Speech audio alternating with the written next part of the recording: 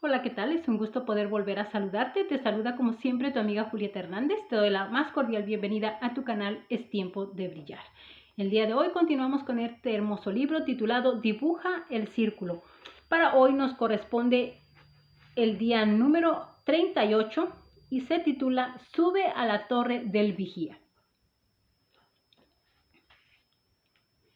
Me mantendré alerta, me apostaré en los terraplanes. Habacuc 2:1. Las torres de vigía o atalayas tenían diversos propósitos en las culturas antiguas. Eran sistemas de defensa construidos en los muros de las ciudades antiguas. Se construían en los prados para que los pastores pudieran proteger a sus rebaños de los animales salvajes y también en los viñedos para protegerlos de los ladrones. Los vigías subían a su torre, se estacionaban en sus puestos de observación y escudriñaban el horizonte en busca de ejércitos enemigos o de caravanas de mercaderes. Los vigías eran los primeros en ver y los que veían más lejos. Así sucede con los que oran. Los intercesores son vigías. Ven más pronto y más lejos en el ámbito espiritual. ¿Por qué? Porque la oración nos da un punto de vista privilegiado. Mi atalaya es Ebenezer's Coffee House. Me encanta ir a orar en el techo, porque estoy orando encima de una oración contestada. Con frecuencia subo las escaleras, abro la escotilla y camino de un lado a otro en oración. Es difícil no orar con fe cuando uno lo hace en un lugar donde Dios ya ha realizado un milagro. Me pregunto si no sería así como se sentía Elías mientras oraba para pedir la lluvia en la cima del monte Carmelo. Dios le acababa de responder una oración imposible en aquel mismo monte. Había derrotado a los 450 profetas de Baal en un espectáculo de muerte repentina en el monte Carmelo. El Dios que había enviado fuego seguramente podría enviar lluvia, ¿no es así?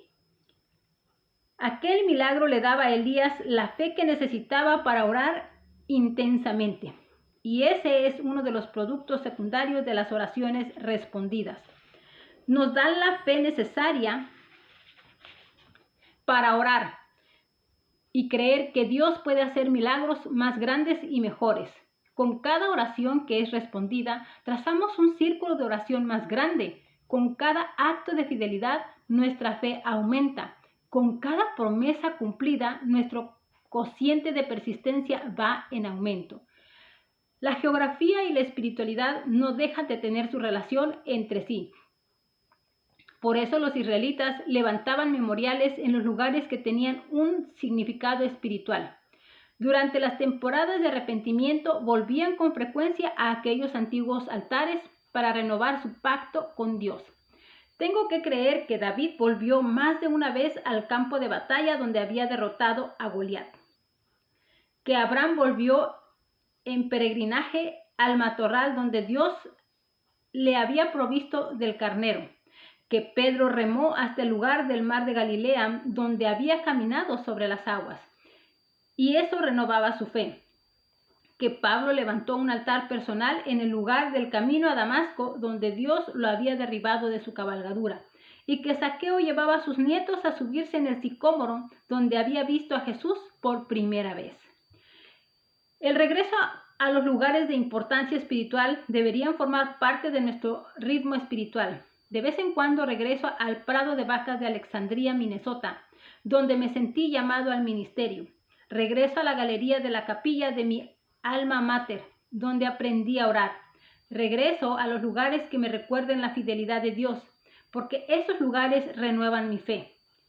Por esa razón y un centenar más, el lugar donde oramos no es algo que carezca de importancia. Los israelitas levantaban la tienda de reunión en las afueras de su campamento por una razón. Jesús oraba en los montes, junto a las aguas y en los huertos, por una razón. Necesitamos hallar un lugar donde estemos libres de distracciones, donde tengamos buena recepción, donde nos podamos concentrar y donde nuestra fe sea fuerte. Los blancos de la oración.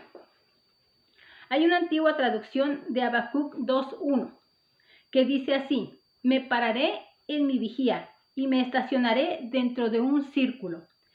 Ese fue el texto de las Escrituras que inspiró a Joni a trazar un círculo en la arena y orar para pedir lluvia. Joni se sentó dentro de un círculo arrodillándose en él y haciendo la oración que salvó una generación. Señor del universo, juro ante tu gran nombre que no me moveré de este círculo mientras tú no les hayas manifestado tu misericordia a tus hijos. Joni estaba dispuesto a morir dentro de aquel círculo. Repito una vez más, que trazar un círculo de oración alrededor de algo no tiene nada de mágico, pero sí tiene algo de bíblico. Hay ocasiones en las cuales tenemos que marcar el territorio de Dios. Tenemos que señalar en oración un perímetro alrededor de una promesa que Dios nos ha puesto en el corazón. Debemos estar dispuestos a entrar en el círculo y a no salir de él hasta que Dios responda. Hacer eso es algo que puede tomar un centenar de formas distintas. Permíteme que comparta contigo unos ejemplos. Recientemente hablé en la reunión semanal de la oración en el Christ Tabernacle of Queens, New York. Michael y María Dorso fueron los fundadores, una iglesia hija de Brooklyn Tabernacle, hace cerca de 30 años. Sus 3 hijos varones, Adam, Jordan y Chris, forman parte del personal pastoral y son una familia más ungida que he conocido jamás. Esa unción es un testimonio a favor del poder de las oraciones, porque sus 3 hijos fueron pródigos en sus años de adolescentes. A veces daba la impresión de que sus hijos estaban tan perdidos que era imposible su regreso, pero Michael y María no dejaron de ayunar y orar por ellos. Literalmente se compraron una diana, escribieron los nombres de sus 3 muchachos en el centro de ella y se mantuvieron dirigiendo su intercesión a sus hijos. Aquella diana era una manera palpable de trazar un círculo alrededor de ellos. Les llevó años trazando círculos y pasaron por temporadas de desaliento, pero uno tras uno sus hijos regresaron a Cristo. Una nota al pie de página. Cuando Michael y María tenían 20 y tantos años, estaban tan lejos de Dios como puede llegar un ser humano. Vivían de una dosis de droga a la siguiente y se burlaban de todo lo que fuera, aunque sea remotamente religioso. Estaban de vacaciones cuando María, de manera misteriosa, cayó bajo la convicción del Espíritu Santo. No estaba en una iglesia, no estaba escuchando a un predicador, tampoco estaba leyendo una Biblia. Aquella convicción surgió de la nada. Lo que ella no sabía era que 30 de sus amigos habían sido salvos después de que ella y Michael habían salido de vacaciones. El momento en que ella cayó bajo la convicción fue el mismo en que sus amigos formaron un círculo de oración y comenzaron a interceder por ella. Otra nota más.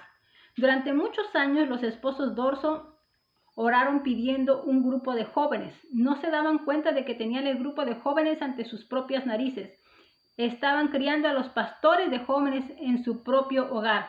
Un día Dios le dio a Adam una visión en la cual unos jóvenes estaban haciendo fila para entrar a su ministerio de jóvenes de la misma forma que la gente hace fila para entrar en los clubes nocturnos.